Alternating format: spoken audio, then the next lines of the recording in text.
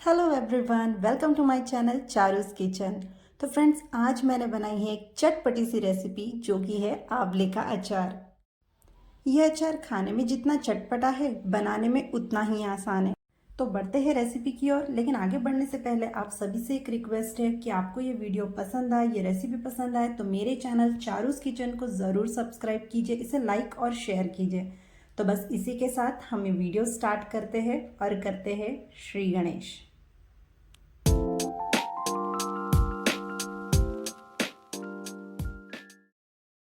तो फ्रेंड्स, सबसे पहले मैंने यहाँ लिया है आंवला, जो कि वज़न में है 250 ग्राम यानी 250 ग्राम। हमें इसे पानी से अच्छे से धो लेंगे, बिल्कुल इसी तरीके से रगड़ के हमें इसे अच्छे से धो लेना है। और फिर एक कॉटन क्लॉथ की हेल्प से या फिर एक टॉवेल की हेल्प से हम इसे अच्छे से पोंछ लेंगे, पूरी तरीके से इसे ड्राई करेंगे। इसके साथ ही हमें ज़रूरत होगी हरी मिर्च की। तो मैंने यहाँ हरी मिर्च ली है, तकरीबन 50 ग्राम के करीब होंगी ये हरी मिर्च। आप मिर्च की क्वांटिटी अपने चॉइस के अकॉर्डिंग ले सकते हैं, कम या ज़्यादा। आप चाहे तो स्किप भी कर सकते हैं, मुझे हरी मिर्च पसंद है इसलिए मैंने ली है। अब इसे भी हम अच्छे से पोंछ लेंगे और पूरी तरीके से सुखा लेंगे। आप अगर कम तीखा खाना पसंद करते हैं तो आप वो जो मोटी वाली मिर्च होती है ना, जो कम तीखी होती है, उसका भी यूज़ कर सकते हैं। मैंने यहाँ बेसिकली मीडियम तीखी मिर्च का इस्तेमाल किया है, बहुत ज़्यादा तीखी नहीं है ये मिर्च। तो चलिए आगे बढ़ते हैं।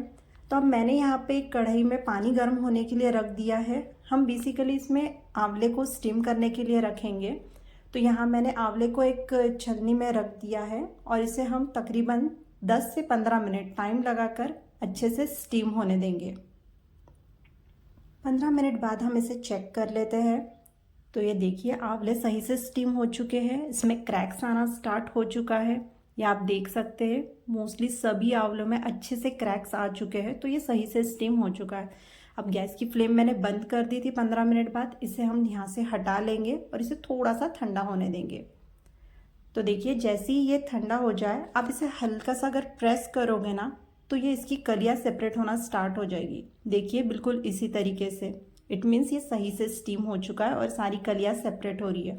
बस ये जब ये ठंडा हो जाए तो आपको सारी कलियाँ इसकी सेपरेट कर लेनी है। और इसे मैंने कल तकरीबन 1 से 1.5 घंटा इसे इसी तरीके से सूखने दिया। आप चाहे तो इसे धूप में भी सुखा सकते हैं, तो इसे आधा घंटा आप धूप में रखें, या फिर आप डायरेक्टली इसे फ़ैन की हवा में सुखा सकते हैं। तो आप 1 से 1.5 घंटा इसे फ़ैन के नीचे रखते हैं।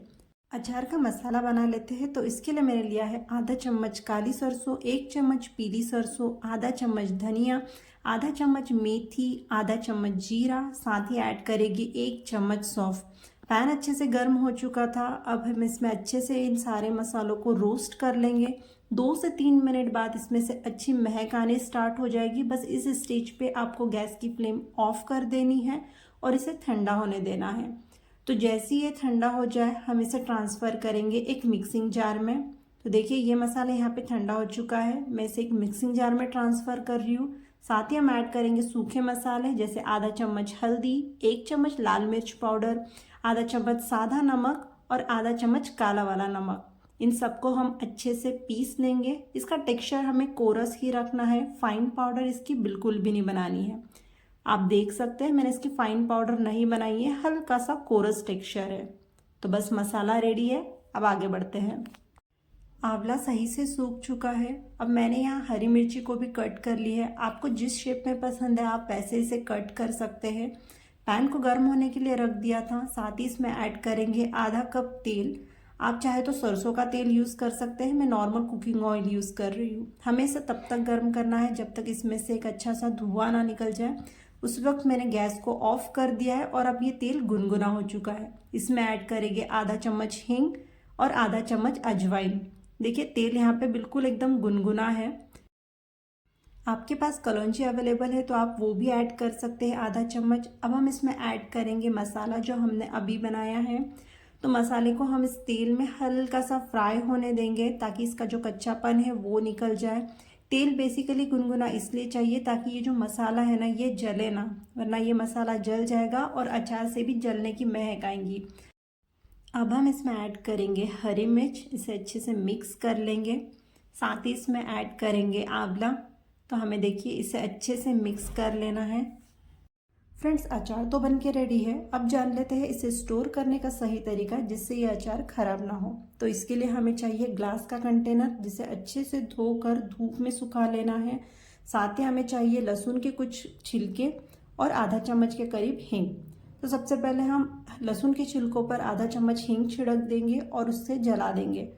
तो जैसे ही इसका धुआं निकलना स्टार्ट हो जाए, वो धुएं को आपको ग्लास के कंटेनर में स्टोर करना है।